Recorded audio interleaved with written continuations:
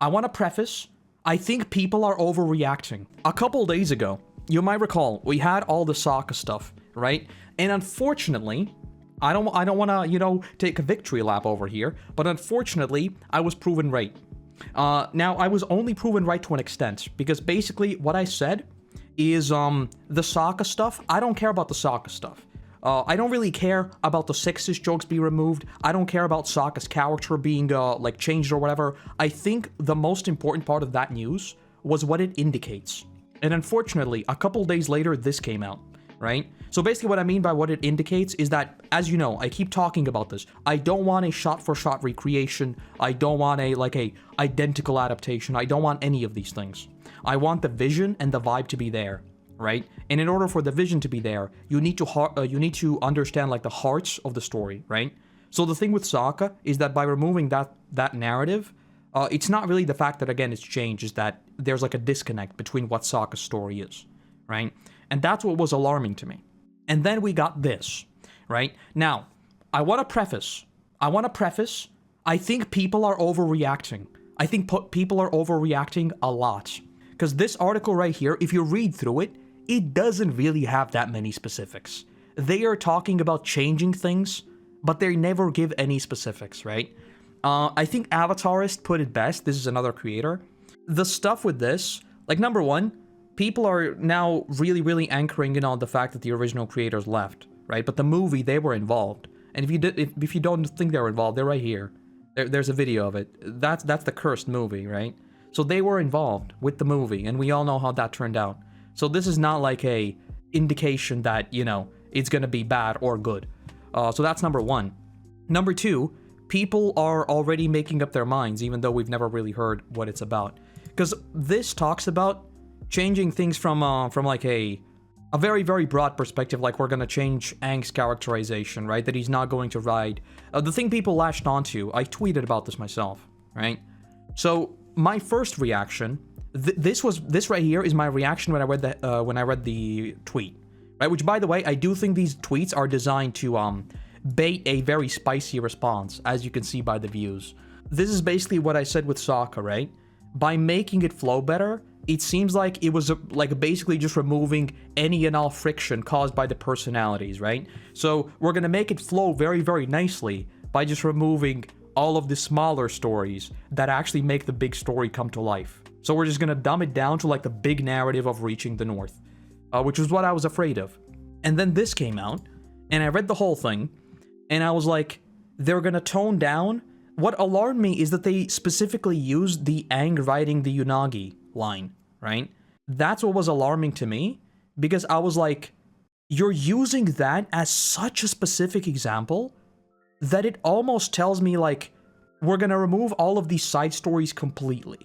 And I don't know how to separate, like, my what does this indicate brain and what is actually said. Because when I read all of this, I didn't read all of it, because frankly, at this point, I just want to go into it and I want to watch it. Honestly, I'm just tired of this. I'm just gonna wait for the show to come out, and we'll watch the show. We're gonna make up our minds, right? But when I skim through this, most of this, they never give any concrete details.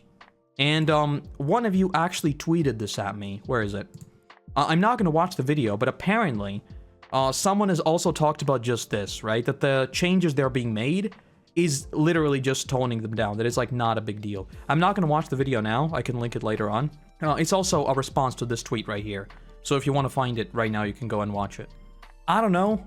I am worried. It does seem like maybe they're just really, really bad at speaking. Oh, to follow up with my own thingy, right? So basically, this is my ultimate thoughts. This might be them reframing the big story so that it sort of flows better again, right? There's like, the focus is on reaching the North, but we still make these pit stops. So instead of Aang saying, well, listen, first we need to go ride this fish, somewhere. Instead, it's like, we're gonna go to the North, Aang sees it, and he's like, I wanna go ride it, right? Functionally, it's the same thing, right? It's just like on a very, very macro level that is different. But I think they're just really, really bad at speaking right now. I'm not gonna lie. Because every single interview I hear with Albert Kim, he gives me all the good vibes. It seems like he realizes what he's dealing with. But now that we get these interviews with like the actual team behind it, every time they talk about changing things, I'm just like, this is not a change. This is like misunderstanding the heart of the original. And I keep emphasizing this point because people, like, at this point we have reached the point, I think even Charlie made a video about this. People are already either in the it's gonna be horrible camp, or they're changing it camp, or whatever else, right? Whereas I try to be like as neutral as I can, you know? Well, every time they speak, I'm just like, I don't think you're changing things. I think you're just misunderstanding what the story originally was about. We're gonna go into it though. We're gonna watch it. It's gonna be great. Because like in the trailer, people were talking about how like this, right? The Unagi writing stuff. Oh, and by the way, this comparison to Game of Thrones, I think this is like the biggest thing that was like, oh, they're just saying things. They're just saying things. This, you know what this looks like? This is like people making tweets with all the buzzwords to farm engagements. Because this whole we're gonna appeal to the fans of Game of Thrones, you know why they keep saying it? Because Game of Thrones was the biggest TV show in a very, very long time. It's like we're gonna appeal. This is like saying we're gonna appeal to people who like water. You know? I don't think this means that Aang is gonna lose his mind and burn down Ba Sing Se. I don't think so. I don't think so that like the end of book 3 is just gonna be Aang flying over Ba Sing Se and just burning the whole thing down. I don't think so. I think this is just like a, you know, we're gonna tell a more grander vision of the story. The thing that people were caught up with the whole let's do it sillier and, you know, Aang not wanting to go ride the fish and stuff, is like again a complete misunderstanding of what Aang's character is, right? But in the trailer we do get that line of I don't want that responsibility, right? Which is exactly, I think in episode 3, when they're talking about Aang being the Avatar, Aang says like, why didn't you tell us you were the Avatar? And Aang says, because I never wanted to be. Like the vibe is exactly the same.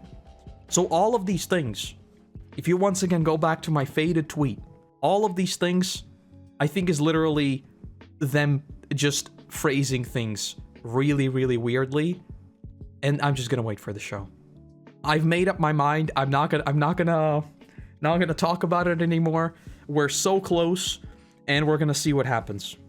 Worst case scenario, it's like the most beautiful, most breathtaking, most expensive, everything like fanfiction of all time. Because it's gonna be gorgeous. Like visually, it's gonna be amazing. So worst case scenario is just like really, really good fanfiction. Which, by the way, this right here, they also showed Boomy, which is so cool. Let me turn down the volume a little bit. They even did this. This is like literally shot for shot from the animation, by the way. Aang scooting over the trailer. Not the trailer. It's, the rock. This is literally from the animation. Because this feels so dynamic, so alive, so snappy. This feels like Avatar. My worry level is at an 8 out of 10. All the evidence is adding up. I think you're having a tad bit too much copium. Hopefully I'm wrong. Yes. The thing is, like, let me put it this way, because I think you're definitely right, right? And that's what I keep saying. Maybe I'm just giving them way too much credit. I am currently in the position of everything I hear them say makes me worry. Everything I see visually is like, hold on, they know what they're doing. And I am in this like very weird liminal period of like, in which direction do I sway? Because with every scene they show us, it's like we understand the charm of the original. We understand the scenes in the original that like you do want to replicate shot for shot because they like sort of emphasize the heart of the characters, right? Like even a shot like this, Aang just scooting over the rock, it says so much about like how Aang faces his challenges, right? This is not like they're gonna make him again like Game of Thrones. No, he's not gonna, you know, jump around and not attack Boomy or something. So they understand that side of it. But then they start talking about like toning things down, changing things, yada yada. And when they say changing things, I do hope that it's like making it flow better and not again like removing all friction, you know? So yes, my concern level is definitely raised. Like with One Piece, I went in and I was like, let's pop off. With this, I'm like, show me what you got, you know? With this, I'm sort of going in and like challenging them to an extent. I'm still excited though. I am definitely not writing it off, like I feel like a lot of people are.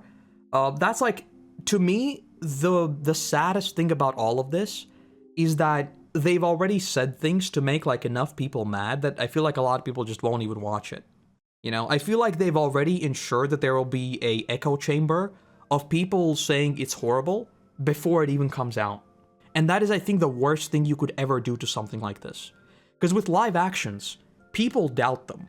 People doubted One Piece up until the day it dropped. And even after it dropped, people were still rightfully criticizing it, but a lot of people were still criticizing it with like if all of this is bad, even though clearly it wasn't. It was just like these preconceived notions that are impossible to discard anymore. And that's what I mean, like, even someone like Charlie, I didn't watch his video, but, like, if Charlie makes a video about it, that's a lot of people who will be exposed to it. So, I don't know. I'll obviously watch it. I'll make a main channel video about it. I'll talk about it a lot, regardless. So you will hear my completely critical and 100% indisputable opinion anyway. You're 100% right. Literally, the biggest takeaway from this is make sure you know what you are saying. Just understand who you are talking to and make sure you know what you are saying. This is the biggest thing that I think, like, obviously, production value, everything else about my videos has grown, right? But, like, the most important thing I've learned is I need to be much more careful about communicating certain things. If you watch some of my main channel content, you will know that, like, a lot of the time, I choose words extremely specifically, and sometimes I even make a little funny, goofy, like, insert of me explaining it further. Because, like, I think with a lot of these things, especially talking to press, people will take only articles, not only articles, only headlines. And this is what I mean. You know, we essentially give him this vision of what's going to happen. He says we have to go to the north, stop it from yada yada, right? This thing is extremely damaging. 35 million people saw this. 35 million people. If this were to be phrased slightly differently, instead of saying, like, not go on as many detours, is like, we changed Aang's perspective on small, goofy little things while still, like, maintaining his, like, I don't know, childish attitude, something like that. Just phrase it ever so slightly differently, and the effect, I think, will be drastically different. It's all about how you communicate these things. Like I said, though, I'm not going to talk about it anymore. We'll wait for it to come out, and then we'll watch it. It's going to be great. You're 100% right, though. This is bad marketing. Like, genuinely, this is 100% bad marketing. They should have just stopped talking about it, given us more teasers, and that's it. Especially with something as big as this. Like, what did they expect? People are not going to pick apart every statement? There are literally hundreds of thousands of videos about Avatar on YouTube. Probably millions. Like, what did they expect? Like, they're going to say we're going to change this, and people weren't going to jump on it immediately? They shouldn't have said anything. Show, don't tell. Literally just stop talking. Show, never tell. Never tell. And even if you do, be very careful about the message. Very careful about the message. Especially, like, this close to the release. Because I feel like after we got, like, the first teasers, everyone was very positive about it, right? Oh, and by the way, I want to emphasize this again. The whole creators leaving thing. I feel like I need to keep emphasizing this point. There are reports of them still working in some capacity with Avatar Studios. So, like, the whole creators leaving, creators still being on board, and yada yada. I don't know why people get so caught up on the point, because, like, even people who are great in animation are not necessarily great in live action. That just doesn't translate a lot of the time. Ditto for going from, like, 24 minutes to 40 minutes, right? Obviously, having the actual creator on board is extremely good for vision, which is, like, to me, the biggest thing, but it's not going to make or break a show. It's not. Most important thing to remember is that changes are not inherently bad. Helmeppo is a prime example. Exactly. You want to leverage hindsight to the fullest extent. If there is something most people dislike, the Great Divide. Don't even try to say, like, oh no, but it should stay in. I said it should stay in. If you go back to my video about my hopes for the live action, I was like, leave all these in. Leave all these in. I know they wouldn't, but leave it in. You know? So you take something like the Great Divide, and you either change it, or that is something you remove. Helmeppo in One Piece was extremely annoying early on. They changed him. They changed him for the better. Because in the long run, in the anime and in the manga, Helmeppo becomes much, much better. It's only in the start that he's, like, way over the top. Those creators made Korra, which wasn't that good. Yeah, right? And this is not a dunk on them. I love their work, you know? I do. I absolutely love their work, but I'm not going to worship everything they make. Like again, I think Avatar's put it best in that sense. I'm not gonna just say like Bryke is on board, Bryke is not on board. That's it. I feel like Aaron is equally important, and I feel like Aaron doesn't really get enough credit. Aaron Ehas, I think his name is. He's working on the Dragon Prince now. TLDR, I may be concerned, but I'm not gonna let it sway my opinion at all. We're gonna go into it, we're gonna watch it all, and then we're gonna talk about it a lot. It's gonna be great.